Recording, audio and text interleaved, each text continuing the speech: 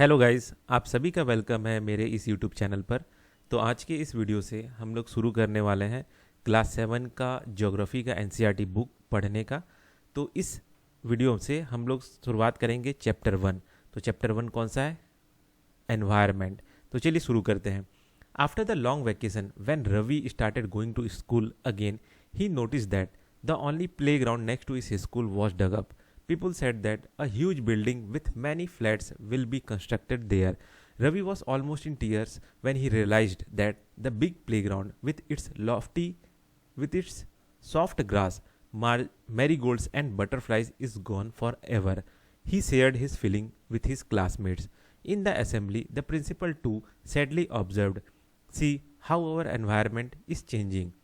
मतलब इसमें ये कहा जा रहा है, बहुत लंबे छुट्टियों के बाद में जो रवि नाम का एक लड़का है वो अपने स्कूल जाता है ना।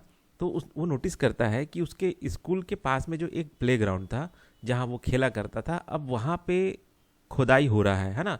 वहाँ पे गड्ढे, बड़े बड़े से गड्ढे खोद दिए गए हैं और वहाँ पे बड़ा सा बिल्डिंग बनाने का तैयारी चल रहा है, कंस्ट्रक्ट हो रहा है। ठीक है, तो ये सब देख के जो रवि है वो थोड़ा सा दुखी हो जाता है ना, क्योंकि उसको याद आता है कि वहाँ पे कितना अच्छा हरा भरा ग्रास था, फूल थे, पेड़ पौधे थे, बटरफ्लाइज थे। ठीक है, तो ये सारा बात जो है अपने क्लासमेट के साथ में वो शेयर करता है। साथ ही साथ असेंबली में भी प्रिंसिपल जो है वो भी ये ऑब्जर्व करती है कि कैसे हमारा जो एनवायरनमेंट है, कैसे जो हमारा एनवायरनमेंट है वो चेंज हो रहा है। ठीक है, ये वो सोचती है। ठीक है,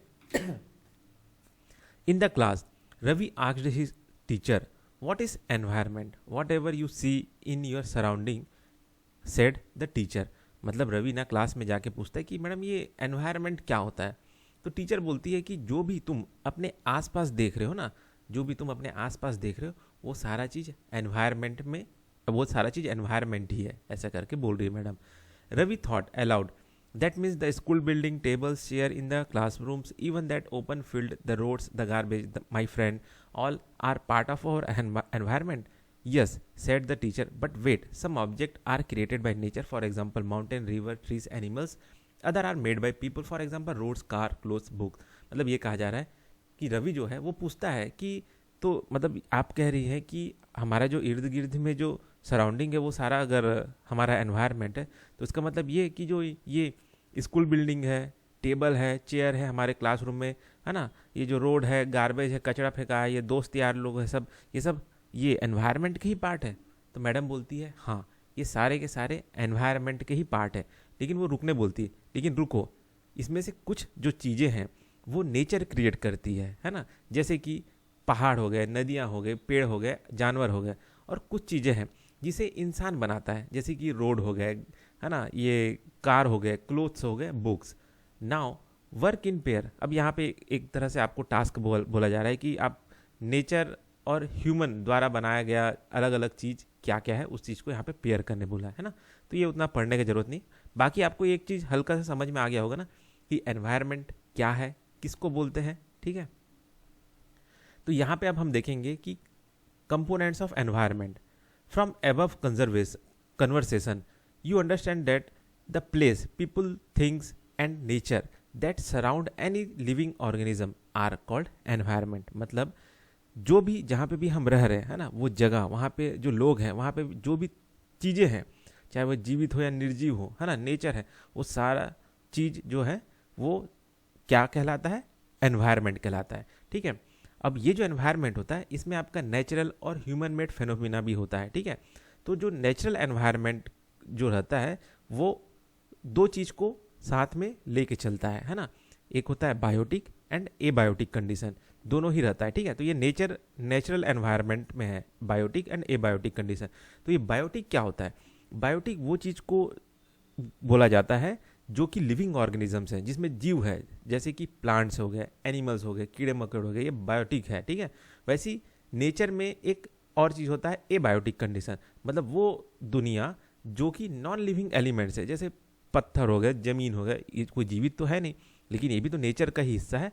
तो एक हो गया बायोटिक और दूसरा हो गया एबायोटिक। ठीक है, तो ये नेचुरल एनवायरनमेंट इन दोनों को रिफर करता है। ठीक है, और बाकी जो ह्यूमन एनवायरनमेंट है उसमें जो भी वो बनाता है ना, इंसानों द्वारा जो भी बनाया गया चीज़ है ना, वो सारा ह्यूमन एनवायरनमेंट में आता है। ठीक, अब यहाँ पे आप एग्जाम्पल देख सकते हैं कंपोनेंट्स ऑफ एनवायरनमेंट, इसको अभी हम आगे ही पढ़ेंगे, ठीक है। तो इसमें आप देख सकते हैं कि नेचुरल एनवायरनमेंट में क्या क्या आ रहा है, जैसे पानी हो गया, एयर हो गया, ज़मीन हो गया, लिविंग थिंग्स मतलब जो भी जीवित चीज़ है वो आ गया।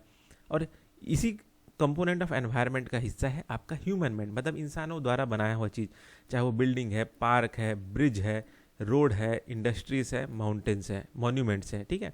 और इसी कंपोनेंट ऑफ एनवायरनमेंट में इंसान भी आता है ना, चाहे वो अकेला रह रहा इंसान हो, परिवार में रह रहा इंसान हो, कम्युनिटी के द्वारा हो, जो भी रिलीजियस प्लेसेस है, एजुकेशनल इंस्टीट्यूशन है, ठीक है, जो भी मार्केट वार्केट है, जो भी पॉलिटिकल सिचुएशन है, ये सारा भी इस एनवायरनमेंट का ही हिस्सा है, कंपोनेंट्स ऑफ एनवायरनमेंट। तो इन्हीं सब चीज़ों को अब हम आगे पढ़ेंगे। तो सबसे पहले हम पढ़ते हैं नेचुरल एनवायरनमेंट क्या होता है। Land, water, air, plant and animal comprise the natural environment. You are familiar with the meaning of lithosphere, hydrosphere, atmosphere and biosphere from the previous class. Let us learn some more fact about this domain. मतलब ये कहा जा रहा है कि जो ज़मीन, पानी, हवा, पेड़ पौधे, जानवर, ये सब है, ये सब नेचुरल एनवायरनमेंट के ही यही सब मिल के क्या आपका नेचुरल जो एनवायरनमेंट है वो बना है ना। और आपने अभी लिथोस्फीयर के बारे में, हाइड्रोस्फीयर, एटमॉस्फेयर और बायोस्फीयर के बारे में इसके पहले वाले क्लास में हम लोगों ने पढ़ा था। इसी चीज़ को ही अब हम थोड़ा और डिटेल में पढ़ेंगे। तो लिथोस्फीयर क्या होता है? तो लिथोस्फीयर जो होता है वो सॉलिड क्रस्ट होता है ना, hard top layer of earth. Earth का जो ऊपर का हिस्सा जो होता है ना, क्रस्ट, वो टॉप लेयर है, उसी को हम लिथोस्फीयर कहते हैं। और वो बनता किससे है? रॉक से, मिनरल से, और उसमें कवर्ड है वो पूरा तरह से थिन लेयर ऑफ सॉइल से, ठीक है। It is irregular surface with various landform. अभी इसी जो सरफेस है ना, जो अर्थ के ऊपर में जो लेयर है, जो सॉइल है, मिट्टी का लेयर जो बना है, उसमें आप देखेंगे है ना, जो हार्ड रॉक का है, उसमें आप देखेंगे उसमें आपको कई सारे लैंडफॉर्म्स नजर आएंगे, जैसे कि पहाड़ हो गया, प्लेट्यूस हो गया, प्लेन्स हो गया, वैली हो गया, इस तरह का। Landforms are found over the continents and also on the ocean floor, also on the ocean floors. मतलब ये कहा जा रहा है कि ये जो लैंडफॉर्म्स है ना, ये जो दिख रहे हैं कॉन्टिनेंट्स में, है ना, और तो मतलब ये जो लैंडफॉर्म्स है, जैसे पहाड़ हो गया, प्लेट्यू हो गया, प्लेन्स हो गया, लैंडफॉर्म है। तो ये जो लैंडफॉर्म है ये आपको कॉन्टिनेंट में भी नजर आएंगे, और जो ओशियन फ्लोर है, मतलब समुद्र के तल में भी आपको ये सारे चीज़ नजर आएंगे। मतलब समुद्र के तल में भी आपको पहाड़, प्लेट्यू, प्लेन, ये सब, वैली, ये सब नजर आएगा, ये कह रहे हैं। Lithosphere is the domain that provides us forest, grassland for grazing, land for agriculture and human settlement.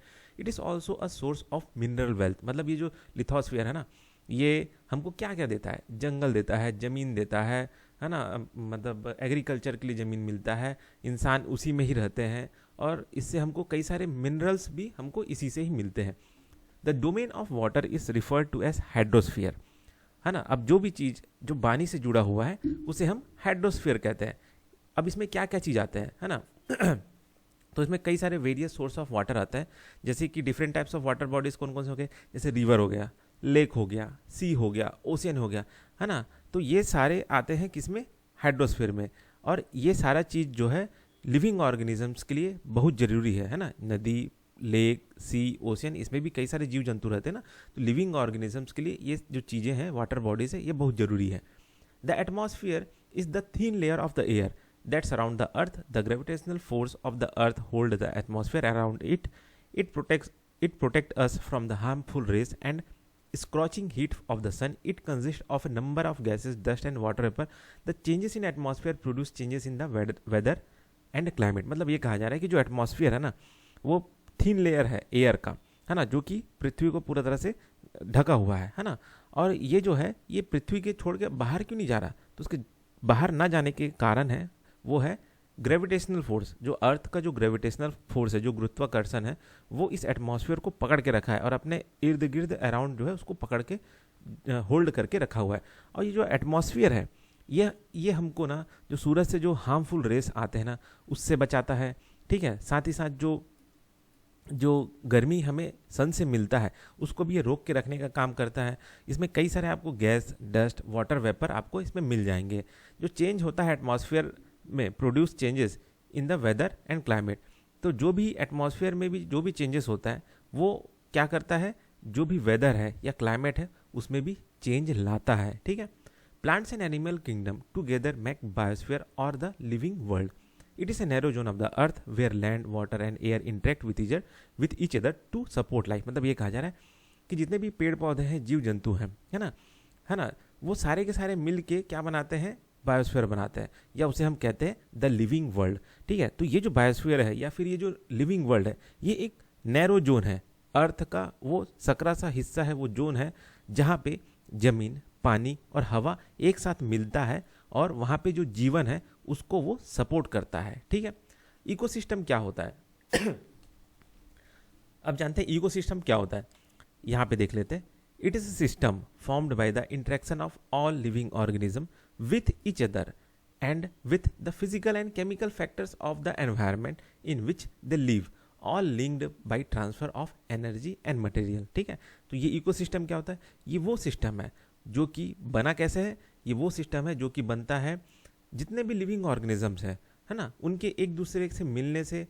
ठीक है, साथ ही साथ जहाँ वहाँ पे जो भी फिजिकल फैक्टर्स हैं, वहाँ पे जो भी केमिकल फैक्टर्स है उस एनवायरनमेंट में, ठीक है, उनके साथ में मिक्स होके वहाँ पे इंटरेक्ट करते हैं और मिक्स होके वहाँ पे वो जीवन जीते हैं, वहाँ पे जीते हैं, लीव करते हैं, है ना, वहाँ पे जीते हैं। तो ये सारे जो एक दूसरे को एक तरह से एनर्जी और मटेरियल प्रोवाइड करते हैं। जैसे पेड़ पौधा है ना, वो मिट्टी से खनिज ले रहा है ना, मिनरल्स ले रहा है, अपने आप को बढ़ा रहा है, नदी बह रहा है तो पानी वहाँ से ले रहा है। अब जो पौधा है उसको खा के जो है छोटा जो कीड़ा होगा वो जिएगा, उसको खा के चिड़िया जिएगा, ठीक है, या उस घास को खा के जानवर जिएगा, उस जानवर को कोई और शिकार कर लेगा, तो एक वो इकोसिस्टम बन गया। समझ रहे हैं? तो इसमें वही चीज़ कह रहा है कि जितने भी लिविंग ऑर्गेनिज्म हैं जो इंटरेक्ट कर रहे हैं, चाहे वो फिजिकल फैक्टर्स हो चाहे केमिकल फैक्टर्स हो, वहाँ पे वो जी रहे हैं और एक दूसरे को एनर्जी और मटेरियल ट्रांसफ़र कर रहे हैं। समझ में आ रहा है? एनर्जी और मटेरियल ट्रांसफ़र कर रहे हैं। तो ये जो सिस्टम जो फॉर्म हुआ है जहाँ पे ये सारा एनर्जी और मटेरियल जो है एक दूसरे के क्या मतलब एक दूसरे को ट्रांसफ़र किया जा रहा है, चाहे वो फिजिकल फैक्टर हो, केमिकल फैक्टर हो, लिविंग ऑर्गेनिजम्स हो, तो यही सारा सिस्टम कहलाता है इकोसिस्टम। ठीक है। At a NCC camps that Ravi's class was attending, Jesse exclaimed, "What a heavy downpour! It reminded me of my home in Kerala.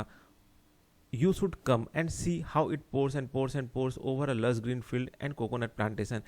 Hira from Jaisalmer exclaimed, मतलब यहाँ पे ये कहा जा रहा है कि ये रवि के क्लास में जो क्या बोलते हैं NCC कैंप में गए हुए हैं, तो वहाँ पे जो जेसी है बताती है कि भाई मेरा जो घर है वहाँ केरल में, वहाँ पे बहुत पानी गिरता है ना, तो वहीं क्या बोलते हैं हीरा जो है जो जैसलमेर का है वो बोलता है कि मेरे यहाँ तो कोई पानी वानी नहीं गिरता, जबकि वहाँ पे तो रेत वेत बहुत ज़्यादा है ना। हाँ, और कभी कभार क्या बोलते हैं कैमल भी दिखता होगा, ऐसा करके रवि भी कहता है। ठीक है, तो इस तरीके से ये बच्चे लोग जो है बात कर रहे हैं।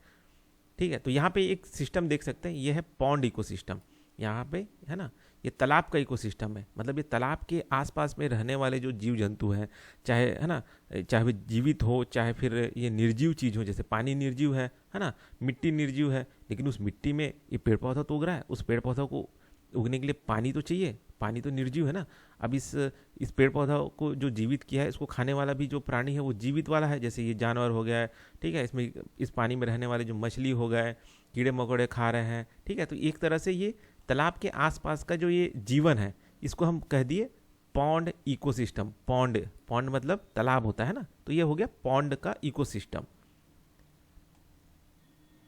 हीरा से, not just camel, if you visit our desert you will make snake lizard. Ravi wondered, why do the animals with the vegetation and the way people vary from place to place? Oh yes, very much, so teacher supplied। मतलब यहाँ पे ये कहा गया है, देखिए पहले तो ये जो बच्चे लोग हैं ना, ये आपस में बात कर रहे हैं। एक जन बोल रही है कि मेरे केरल में तो बहुत पानी गिरता है, एक लड़का बोल रहा है कि मेरे यहाँ मेरा जो गांव है वो तो राजस्थान जैसलमेर तरफ है, तो वहाँ तो बहुत सूखा है, वहाँ कैमल भी नज़र आता है, वहाँ पे स्नेक नज़र आता है, लिजर्ड नज़र आता है और कई सारे इंसेक्ट्स भी नज़र आते हैं। ठीक है, तो रवि जो है वो आश्चर्य होकर पूछता है कि ये जैसे जैसे हम अलग अलग जगहों में जाते हैं तो वहाँ पे ये सारा चीज़ अलग अलग कैसे हो जाता है, मतलब यहाँ पे पेड़ कम दिख रहे हैं, वहाँ पे कुछ और जानवर नज़र आने लगे हैं, यहाँ पे पेड़ पौधे ज़्यादा नज़र आ रहे हैं, ये ऐसा क्यों हो रहा है? तो इसी चीज़ का जो टीचर है वो रिप्लाइड करती है, हाँ ये तो होता है। तो यहाँ पे वही चीज़ को बताया गया है, all plants, animals and human beings depend their intermediate surroundings.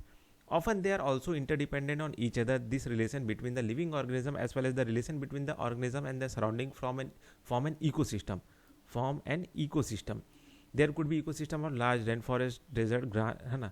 तो यहाँ पे ये कहा जा रहा है कि जितने भी पेड़ पौधे हैं, है ना, जानवर हैं, इंसान हैं, वो एक दूसरे के ऊपर तो निर्भर है ही, है ना, एक दूसरे के ऊपर तो निर्भर है ही, लेकिन वो निर्भर है सराउंडिंग्स के भी, है ना, कि उनके इर्द गिर्द कैसा माहौल है, पानी कैसा है, मौसम कैसा है, ठीक है, और पेड़ पौधे कैसे हैं, ज़मीन कैसा है, ठीक है। और यही सब मिल के जो जीवन इन लोग वहाँ पे जीते हैं उसे हम क्या कहते हैं, वहाँ पे एक लोग फिर एक इकोसिस्टम बनाते हैं, फॉर्म एन इकोसिस्टम, ठीक है। तो ये जो इकोसिस्टम है ये कहीं पे भी हो सकता है, जरूरी नहीं कि सिर्फ आपको जंगल में ही मिलेगा इकोसिस्टम जहाँ पे पानी है, पेड़ पौधा है, नहीं, डेजर्ट में भी आपको इकोसिस्टम मिलेगा। वहाँ पे कुछ कुछ ऐसे जीव जंतु मिलेंगे जो उस मतलब जो उस डेजर्ट में कैसे भी अपना जीवन चला रहे हैं, है ना। वहाँ पे जो पेड़ पौधे हैं उस वो जो है मतलब पेड़ पौधे हैं वो भी उस इकोसिस्टम का हिस्सा है।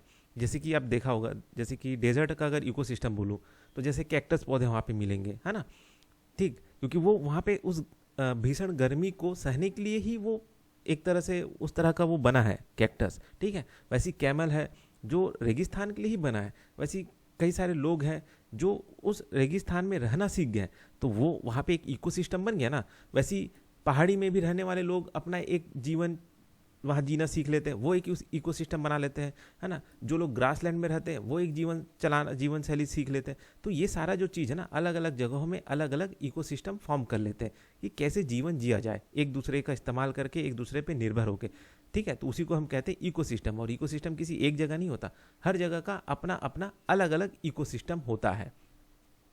Human environment, human beings interact with the environment and modify it according to their needs. Early humans adapted themselves to the natural surroundings. They lead a simple life and fulfill their requirements from the nature around them. With time, need to grow become varied. Humans learn new ways to use and change environment. They learn to grow crops, domesticate animals, and lead a settled life. The wheel was invented. Surplus food was produced. Barter system emerged, trade started and commerce developed. Industrial revolution enlarged production, transportation became faster. ठीक है, have you ever, ठीक है। तो यहाँ पे ये जो है ना ह्यूमन एनवायरनमेंट है, यहाँ पे क्या कहा गया है कि जो ह्यूमन बीइंग है ना वो अपने जो एनवायरनमेंट है उसके साथ वो इंटरेक्ट करता है, मतलब उससे जुड़ता है ना, उसको अपने हिसाब से, उनके जो ज़रूरत है, इंसानों को जो ज़रूरत है उस हिसाब से उस एनवायरनमेंट को ढालता है, या खुद ही उस एनवायरनमेंट के हिसाब से ढल जाता है ना। इस तरीके से वो अपना जो भी उसका रिक्वायरमेंट है उसको फुलफिल करता है और एक सिंपल लाइफ जीता है, ठीक है। जैसे जैसे समय बीतता गया, इंसान और भी नया तरीका यूज़ करने लगा अपने एनवायरनमेंट को चेंज करने का। जैसे कि उसने क्या बोलते हैं, क्रॉप उगाना सीखा, जानवरों को पालना सीखा, ठीक है, सेटल्ड लाइफ सीखा, मतलब जो बंजारों की तरह एक जगह से दूसरी जगह घूम रहे वो उसको छोड़ के एक जगह रुक के कैसे जीवन जिया जाए वो सीखा, है ना। इंसानों ने व्हील इन्वेंट किया, सरप्लस फूड को प्रोड्यूस करना सीखा, बार्टर सिस्टम इमर्ज किया, ठीक है। तो इंडस्ट्रियल रिवॉल्यूशन आया, ट्रांसपोर्टेशन में लाया, ठीक है। तो इस तरीके से इंसान जो है अपने एनवायरनमेंट को चेंज करके यहाँ पे जीना सीखा, तो ये कह रहे हैं, ठीक है। तो इसमें बस यही है, इतना है, ज़्यादा कुछ नहीं है। इसमें बस एक ही चीज़ आपको समझाना था कि एनवायरनमेंट क्या होता है, ठीक है, इकोसिस्टम क्या होता है, ठीक है। मतलब आपके आसपास का जो जगह है ना, उसे ही हम एनवायरनमेंट कहते हैं, और इकोसिस्टम उसको कहते हैं जहाँ पे जीवन पनपता है ना, जहाँ पे जीवन पनपता है। कैसे, चाहे वो फिजिकल फैक्टर हो, केमिकल फैक्टर हो, वहाँ पे निर्जीव चीज़ हो, चाहे वो जीवित चीज़ें हो, चाहे जानवर हो, चाहे इंसान हो, चाहे पेड़ पौधे हो, एक दूसरे के ऊपर डिपेंड होके जब वहाँ पे जीवन पनपने लगता है तो उसे हम इकोसिस्टम कहते हैं। और हर जगह का इकोसिस्टम अलग अलग होता है। ग्रासलैंड में अलग होता है, रेगिस्तान के रहने वाले लोग हैं उनका अलग इकोसिस्टम है, माउंटेन में रहने वाले लोगों का इकोसिस्टम अलग है, ठीक है। तो बस ये वीडियो में इतना ही, फिर मिलते हैं नेक्स्ट वीडियो में।